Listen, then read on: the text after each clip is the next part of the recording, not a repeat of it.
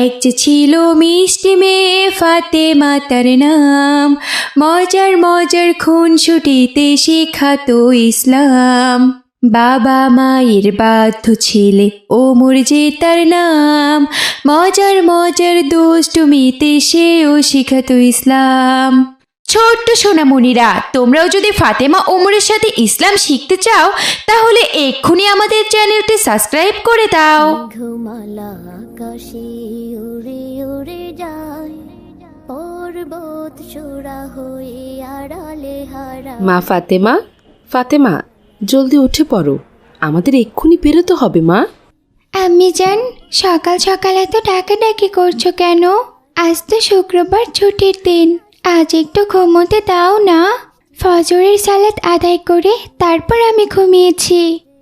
মা ফাতেমা, তোমাকে তো বলাই হয়নি, তোমার মামাতো বোন রাদিয়ার বিয়ে।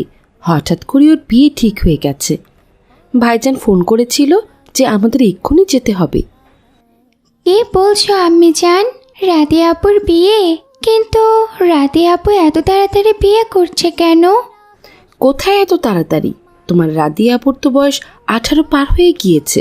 আর তুমি তো জানোই তোমার মামা কঠোরভাবে শরীয়ত মেনে চলেনি, তাই উনি চাচ্ছেন ওনার মেয়ের বিয়ে তাড়াতাড়ি দিতে। তুমি আর দেরি করো না ফাতেমা, তাড়াতাড়ি রেডি হয়ে নাও, আমরা এক্ষুনি বেরোবো। আচ্ছা ঠিক আছে আম্মি জান, আমি এক্ষুনি বেরোচ্ছি। আসসালামু আলাইকুম। সারি সারি কাছেরও ছায়া। বাবা ওমর, ওমর উঠে পড়ো বাবা। আম্মি জান, আমাকে ডিস্টার্ব করো না তো, আজ তো একটু ঘুমোতে দাও। আজ তো শুক্রবার, ছুটির দিন। আমি তো ফজরের সালাত আদায় করেই ঘুমিয়েছি। বাবা ওমর, আমি তোমার সেই জন্য ডাকিনি, অন্য একটি কারণ আছে। কি কারণ আম্মি জান? বাবা ওমর, তোমার রাদিয়াপুর বিয়ে, তোমার বড় মামা ফোন করেছিল, এক্ষুনি আমাদের যেতে হবে বাবা। কি বলছো আম্মি জান? হঠাৎ করেই রাদিয়া আপুর বিয়ে ঠিক হয়ে গেল? হ্যাঁ বাবা ওমর, ভালো একজন ছেলে পেয়েছে। ছেলেটা নাকি সরকারি চাকরি করে, এর জন্য ভাইজান আর দেরি করতে চাচ্ছে না, আজই বিয়েটা সেরে ফেলতে চাচ্ছেন। উঠে পড়ো বাবা, আমাদের এক্ষুনি যেতে হবে যে। আচ্ছা ঠিক আছে আম্মি জান, তুমি যাও, আমি উঠছি। আসসালামু আলাইকুম। ওয়ালাইকুম আসসালাম ওয়া রাহমাতুল্লাহ। আকাশের বাই বিহনের নদী জল সুর তুলে যায়, পাশব রিনি ঝিনি নূপুর বাজার। আসসালামু আলাইকুম ভাইজান, কেমন আছেন? ওয়ালাইকুম আসসালাম আয়শা, তোমরা এসেছো বোন? হ্যাঁ ভাইজান, আপনি জলদি তলব করেছেন, না এসে কি আর থাকা যায়? তা জরুরি তলব করব না?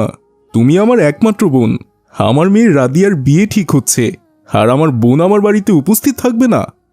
তা আব্দুর রহমান, তুমি কেমন আছো? আলহামদুলিল্লাহ ভাইজান, আমিও অনেক ভালো আছি। কি ব্যাপার ফাতেমা ওমর, তোমরা কথা বলছো না যে?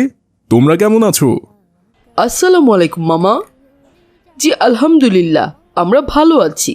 ওয়ালাইকুম আসসালাম, এসো সবাই ভেতরে এসো। মেঘমালা আকাশে। আচ্ছা মামা, রাদিয়া আপু কোথায়? ফাতেমা, তোমার রাদিয়া আপু ওর ঘরে আছে, তুমি গিয়ে রাদিয়ার সাথে গল্প করো। ওমর, তুমিও যাও। উড়ে উড়ে যায়, পর্বত চূড়া হয়ে আড়ালে হারায়। মেঘমালা আকাশে। আসসালামু আলাইকুম ভাবি, কেমন আছেন? ওয়ালাইকুম আসসালাম আয়েশা, আল্লাহ তাআলা অনেক ভালো রেখেছেন। আমি একটু রান্নাঘরে ছিলাম, তাই তোমাদের কাছে আসতে একটু দেরি হয়ে গেল। সমস্যা নেই ভাবি, চলো আমি গিয়ে তোমার রান্নায় সাহায্য করি। মেঘমালা আকাশে উড়ে উড়ে যায়, পর্বত চূড়া হয়ে। তা ভাইজান, ছেলেপক্ষ কখন আসবে? এই তো একটু পরেই চলে আসার কথা। আচ্ছা ভাইজান, বিয়ের সবকিছু কি ঠিকঠাক হয়ে গিয়েছে? না আব্দুর রহমান, আজকে ঠিকঠাক হবে। তোমার সৃজন মাঝে আসসালামু আলাইকুম, আসুন আসুন, আপনাদের জন্যই অপেক্ষা করছিলাম। ভাইজান, আইজি আমার ছেলের বিয়ের সব কথা ঠিকঠাক করে যেতে চাই।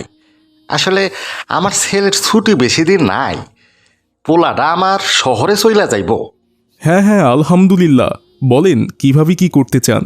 শোনেন ভাইজান, আমার ছেলে সরকারি চাকরি করে, ছেলের একটা আত্মসম্মান আছে। আপনি এক কাজ করেন, আমার ছেলেটারে উপহার স্বরূপ একটা প্রাইভেট কার দিবেন, আর আপনার মেয়েরে গয়না টয়না দিয়ে সাজায় দেওয়ার পাশাপাশি বিয়ের খরচা বাবদ নগদ 5 লাখ টাকা দিবেন। এই আপনারা কি বলছেন? আপনারা কি এখানে বিয়ের কথা বলতে এসেছেন নাকি দরদাম করতে এসেছেন? কি যে বলেন, দাম দরের কথা আসলো কই থেকে? এইটা তো আপনারা আপনাদের মেয়ে জামাইকে খুশি করার জন্য উপহার দিবেন। আর আমার ছেলের কলিগরা তো ঈদ থেকে ওর অনেক বেশি পাইছে, বুঝেনি তো, সরকারি চাকরি বইলে কথা। না না ভাইজান, আপনি ভুল করছেন। আমার মেয়েকে তো আমি যৌতুক দিয়ে বিয়ে দেব না। এটা তো ইসলামিক শরীয়তের মধ্যে পড়ে না ভাইজান। আমি আমার মেয়েকে দিনদার পরহেজগারভাবে বড় করেছি। খুব সাধারণ জীবনযাপন করে আমার মেয়ে, আর ইসলামিক শরীয়ত মোতাবেক চলাফেরা করে। আমি আমার মেয়েকে কখনোই যৌতুক দিয়ে বিয়ে দেব না ভাই। আহা, আপনারা বারবারই এটারে যৌতুক বলতেছেন কেন? এইটা তো খুশি, আপনারা আপনাদের জামাইকে খুশি মনেই দিবেন। আর সব কিছুই তো আপনাদের মেয়ে আর মেয়ের জামাইয়ের কাছেই থাকবে, তাই না? টাকাটা কি আমি নেব নাকি? না ভাইজান, আপনারা সব কিছুই চেয়ে নিচ্ছেন। আমি যৌতুকে আমার মেয়েকে কখনোই বিয়ে দেব না। প্রয়োজনে আমার মেয়ে সারা জীবন ঘরেই থাকবে। আপনারা এখন আসতে পারেন। আর হ্যাঁ, চাইলে নাস্তা করেও যেতে পারেন। না না না না, এত অপমানের পর আমাদের আর এই বাড়িতে নাস্তা করার কোনো ইচ্ছা নাই। আমরা তাহলে গেলাম, আমাদের হাতে একদম সময় নাই। আগামী 2 দিনের মধ্যেই আমার পোলাটারে বিয়া দিতে হইব। উড়ে উড়ে যায় পর্বত চূড়া হয়ে ভাইজান, আপনি একদম ঠিক কাজ করেছেন। এসব লোভী ছেলেদের সাথে মেয়ের বিয়ে দেয়া একদম ঠিক হবে না। একদম প্রকাশ্যে আমাদের কাছে কিভাবে যৌতুক চাচ্ছে। ইসলাম ধর্মে তো যৌতুকের কোনো স্থান নেই। উল্টো আরও মেয়েরা মোহরানা বুঝিয়ে দিয়ে মেয়েদেরকে বিয়ে করে নিয়ে যেতে এটাই ইসলামের শরীয়তসম্মত একটি উপায়। ঠিক কথা বলেছ আব্দুর রহমান। তাহলে এখন আমি কি করব? আজ মেয়ের বিয়ে ঠিক হবে বলে আমি সকল আত্মীয় স্বজনকে দাওয়াত দিয়ে রেখেছি। এখন আমি তাদেরকে কি বলবো আব্দুর রহমান? ভাইজান, আপনি একদম চিন্তা করবেন না। আমার হাতে একটা ছেলে আছে, আমার অফিসেই চাকরি করে। খুবই ভালো ছেলে, 5 ওয়াক্ত সালাত আদায় করে। আমি ওকে অনেক দিন থেকে দেখছি। অফিসে ন্যায় নিষ্ঠার সাথে কাজ করে। ওর নাম হচ্ছে ফাহিম। বিয়ে করবে বলে অনেক দিন থেকেই একজন পরহেজগার মেয়ে খুঁজছে, কিন্তু পাচ্ছে না। আপনি যদি রাজি থাকেন তাহলে আমি ফাহিমকে ডাকতে পারি। আচ্ছা ঠিক আছে আব্দুর রহমান, তুমি ওকে ডাকো। কিন্তু ছেলে কি আমার মেয়েকে পছন্দ করবে? কি যে বলেন না ভাইজান, আমাদের রাদিয়া জান্নাত কি দেখতে খুব কম সুন্দর? পরীর মতো দেখতে, যে কেউ রাদিয়াকে পছন্দ করবে। আচ্ছা ঠিক আছে আব্দুর রহমান, তুমি ওকে ডাকো। তবে ভাইজান, একটা সমস্যা আছে। ফাহিমের বাবা মা কেউই নেই, ছোটবেলাতেই মারা গিয়েছে। ফাহিম এতিমখানায় বড় হয়েছে, ওখানে পড়াশোনা করেই সে চাকরি পেয়েছে। তাতে আমার কোনো সমস্যা নেই আব্দুর রহমান। বিয়ের পর তো আমরাই ওর মা বাবা, আর এরকম ছেলেরা খুব ভালো হয়। ঠিক আছে ভাইজান, আমি তাহলে ফাহিমকে ফোন করছি। উড়ে যায় পর্বত চূড়া হয়ে আড়ালে হারায় মেঘমালা আকাশে উড়ে উড়ে যায়। আসসালামু আলাইকুম। ওয়ালাইকুম আসসালাম। ফাহিম, আমি তো তোমাকে সব কিছুই বললাম। তুমি কি এখন আমাদের মেয়েকে দেখবে? আরে কি যে বলেন না স্যার, আপনি বলেছেন তাহলে কি মেয়েকে আবার আমার দেখতে হবে? মেয়েকে দেখতে হবে না স্যার। আপনি তো জানেন আমার বাবা মা কেউ নেই। আমি আপনার অফিসে জয়েন করার পর থেকেই আপনাকে অভিভাবক মানি। আপনি বিয়ের ব্যবস্থা করুন, আর আমি মেয়ের জন্য বোরকা গহনা সব কিছু নিয়ে এসেছি। আগে থেকে এগুলো আমি কিনে রেখেছিলাম। আর এই নিন, ছোট ঢেউ এখানে 2 লাখ টাকা আছে। আমি আমার সামর্থ্য অনুযায়ী মেয়ের মোহরনা বুঝিয়ে দিলাম।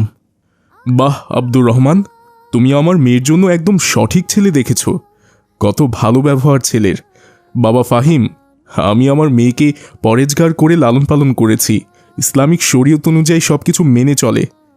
আমি আমার মেয়ের জন্য ঠিক তোমার মতোই একজন পাত্র খুঁজছিলাম। মেঘমালা আকাশে তো বন্ধুরা, বুঝলে তো ইসলামিক শরীয়তে বিয়েটা হচ্ছে স্বাভাবিক বিষয়, কিন্তু আমাদের সমাজে কিছু মানুষ আছে যারা বিয়েটাকে জটিল করে ফেলছে। তারা বিয়ের নামে মেয়ে পক্ষকে চাপ দিয়ে অতিরিক্ত যৌতুক আদায় করে। এতে করে অনেক বাবাই তাদের মেয়েকে বিয়ে দিতে পারেন না। কিন্তু ইসলামের শরীয়ত মোতাবেক মেয়ের বাবার বিয়েতে কোনো খরচ নেই, সব খরচ ছেলেদেরকে বহন করতে হয়। এখন থেকে আমরা সবাই ইসলামিক শরীয়ত মোতাবেক বিয়ে করার চেষ্টা করব। তাহলে আজ এখানেই বিদায় নিচ্ছি বন্ধুরা, ভালো থেকো তোমরা। আসসালামু আলাইকুম ওয়া রাহমাতুল্লাহ। ফিরে আসি ধরা তলে বৃষ্টি কায়ায়, ধুয়ে যায় সবুজেরা আনন্দতায় মেঘ